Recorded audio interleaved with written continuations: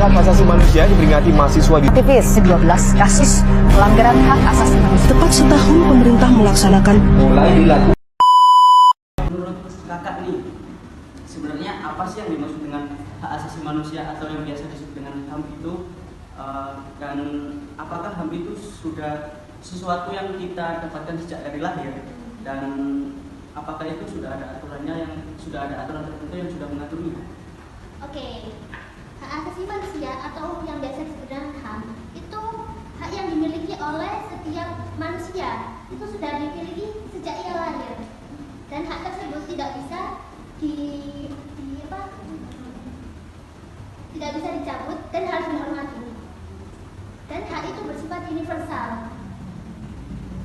Oke, ini nih ngomong soal hak, ada nggak kak hak kita yang krusial, dan itu apa saja sih kalau boleh tahu, dan apakah sudah diatur dalam Undang-Undang Dasar 1945? Sudah dong Pak, itu sudah diatur dalam Undang-Undang Dasar 1945, ada di pasal 28A sampai 28C, lengkap sekali.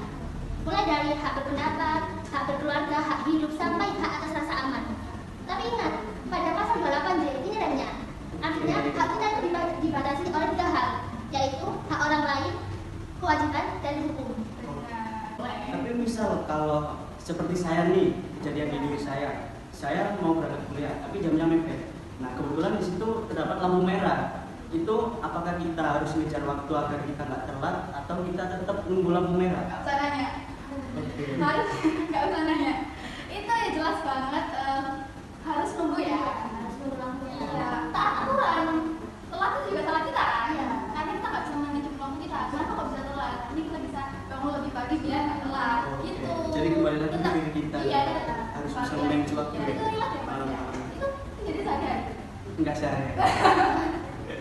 Sekarang kita kembali ke segmen yang awal nih kak.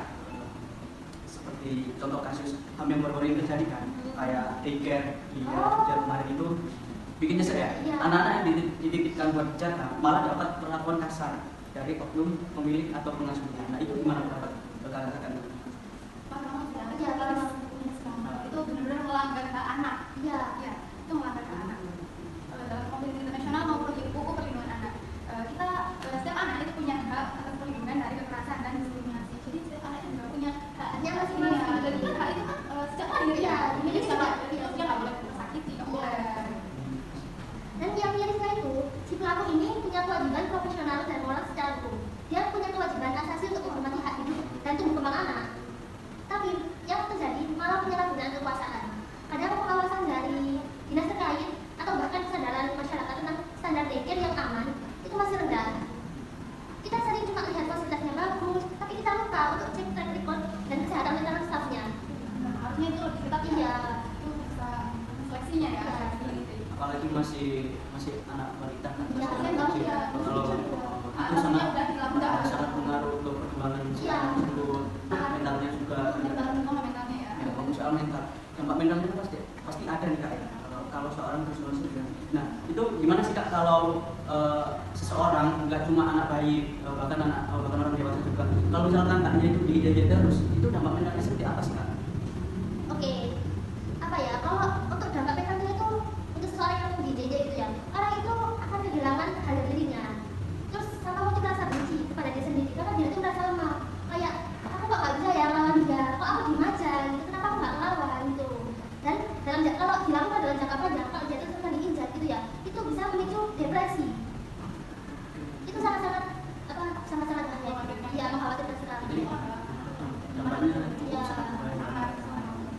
Tapi kalau misalkan hal itu terjadi, misalkan di orang sekitar kita, itu bisa nggak sih kak kita menegur atau memperingati orang tersebut yang secara terus-menerus menjadi hak kita atau hak orang lain?